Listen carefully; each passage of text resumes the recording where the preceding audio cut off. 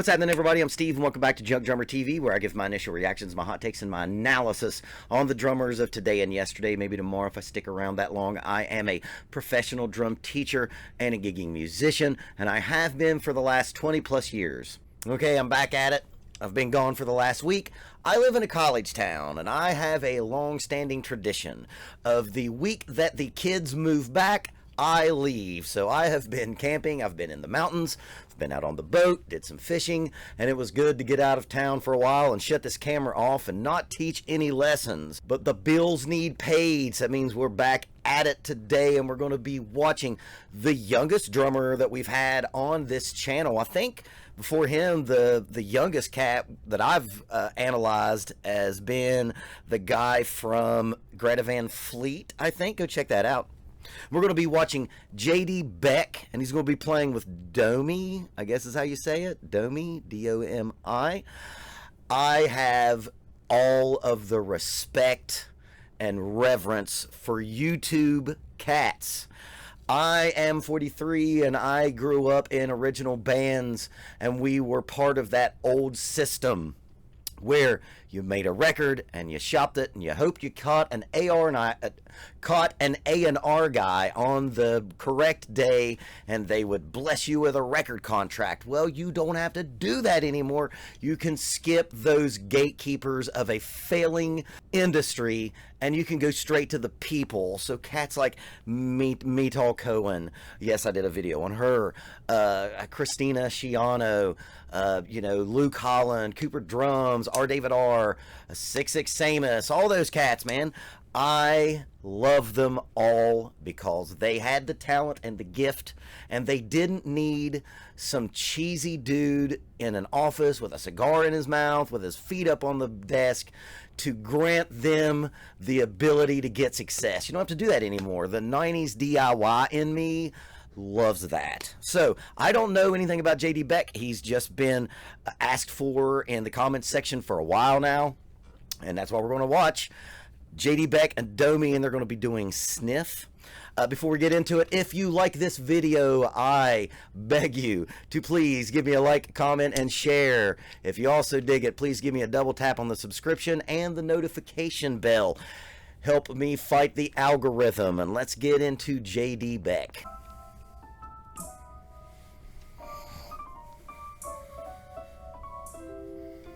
That is a super dope old Ludwig drum set.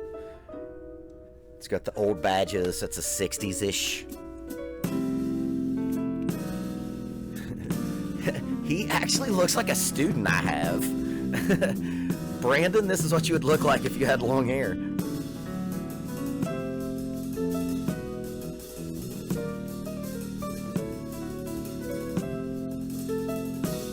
I think in what little research I did, I think he's 16 or 17. Oh, okay. Yep.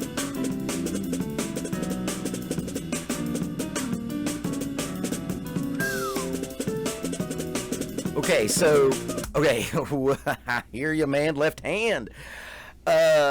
Initial impressions. That dude has an amazing left hand. He has, there's a lot of the James Brown drummers in what he's doing right there. You know, this is that kind of straighter 21st century jazz. Let's talk a moment about Miss DOMi here. She's doing two things at once.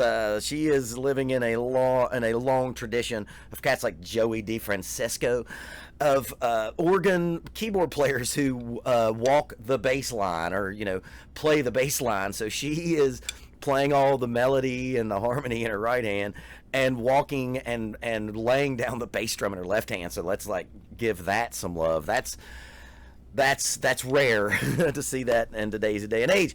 But JD Beck, he is playing a style that's straight funk, but the left hand is doing the same thing as if this was like a more traditional jazz tune, where he would be comping in his left hand against the, spang spangalang jazz pattern. Well, this is a little funkier than that, but that left hand is playing back and forth and filling in with the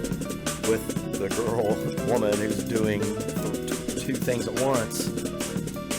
We're going to talk about how to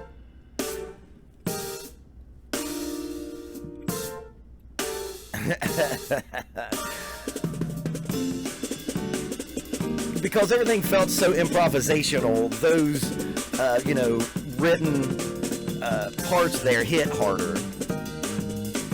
Yeah, we're going to talk about how to develop some of that left hand stuff here in a minute.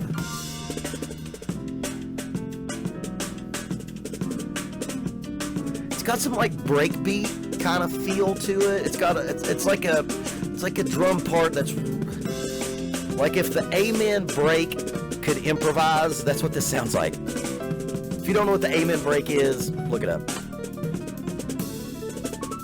So written out part right there. What's he riding on? Oh yeah.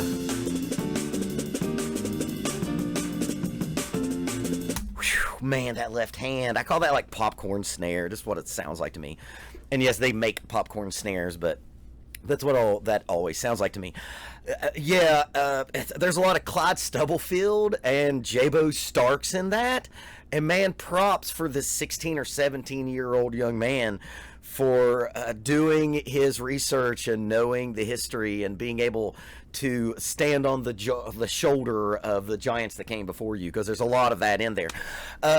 So let's do a little education time here. That thing where his left hand's real busy.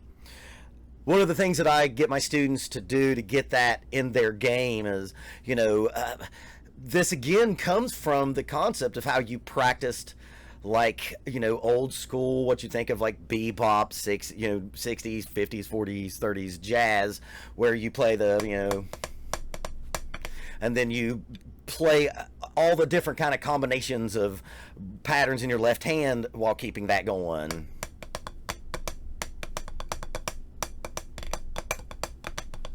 Like that. He's just playing it like funk version. So he's, playing a lot of eighth notes. He's had some 16th note, one andas and one and stuffs in there in his right hand. But the way that I suggest students to get used to that is it's a straight version of that. You think of like the Jim Chapin book. If you know what that is, advanced syncopation, I think. Maybe that's Jim Reed. I may be getting my old school drum literature mixed up. Progressive Steps to Independence is my favorite book on this. He's doing the eighth note version of that. So you get your eighth note happening, and in your left hand, make sure that you can produce all of the rhythms, the one andas, one eans, one eas, the eans, the eas, all of that, while keeping your right hand going.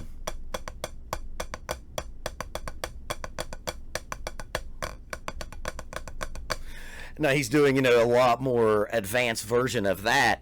But if you want to start developing and getting a left hand like that, that's a good exercise to start with. Again, take every rhythm that doing triplets over it and sextuplets as well, which takes some chops.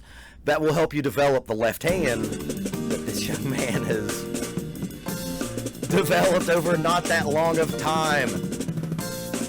I've been playing drums longer than this kid's been alive, and he's way better than I am. And I'm cool with that. I love watching, as a student, I love, God damn, girl. Yeah, man, she's got some McCoy Tyner shit going on, like some real McCoy Tyner, like runs in the right hand, and then playing the bass line on the left hand. Holy shit. Okay, right there, we got to go back. Right there, that is jazz. Yes, Wynton Marsalis, this isn't swinging. And, you are the gatekeeper of what is and what ain't jazz, much to the detriment, in my opinion, to jazz. Right there, we're going to bring that back a little bit. This is handball. This is tennis. This is those two. And from what I've seen when I went to download this, it seems like they've been playing together for a while, so they know each other's tendencies. Listen to the interplay that you're hearing. This is kind of the chorus, right? Choruses in jazz is where the solo happens. Everything before that was, technically the head. If you don't know what that stuff is, just look it up. Just jazz terminology. Let's go back and watch the wonderful improvisational interplay from what you're hearing right here. Damn. Man. I'm liking hearing this a lot more than a lot of just like the old jazz cats that I listen to, that I've listened to for years and years. And maybe because I've become just callous to it because I've heard it so much. This is really turning me on to, you know, the new way that jazz is being presented and played. Yeah.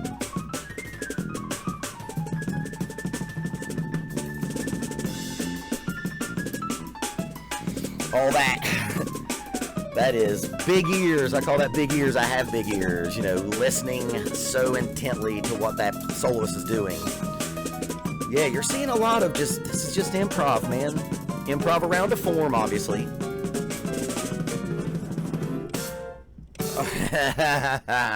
Yes, oh my God. JD Beck, do you give drum lessons? Yes, yes. That whole last part there is the, you know, composed, written out part that they knew they were going to get to after all of that, you know, free, not free like Jackie McLean, but, you know, free form improvisation. They knew they were going to get to this part, and it makes your improvisation stand out even that much more because you have this orchestration, this composition to hit after you've done all that soloing. Listen to this, man. Holy shit, this is the most I've went back in a video in a while.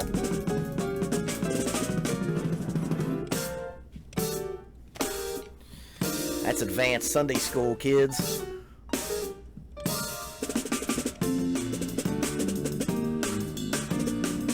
And all you YouTube shred meisters out there with your gigantic drum sets, this dude is sounding wonderful, and he has a tom, a snare drum, a ride, a hi-hat, and something else on his hi-hat. It's like a... Man, that's real advanced linear stuff he's doing right there. Damn, man, these kids out here taking all our jobs, but inspiring us too. That's some electronics. To the uninitiated, for people who aren't used to this kind of music, this can kind of sound like just a lot of stuff that's coming out of nowhere. There is purpose behind everything that you're hearing. This kid ever had a drum teacher? Trust me, that drum teacher uses these as advertisements. But look how intently he's... Yeah, yeah.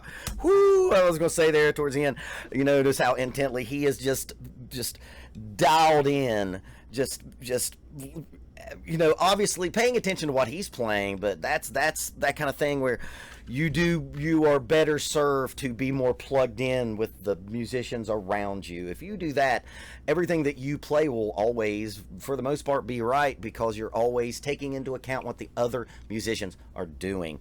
JD Beck, I hear you. I know why so many commenters wanted to see that. Whew, man, like I said, man, that kid's 16. What this is proving is there's just people out there.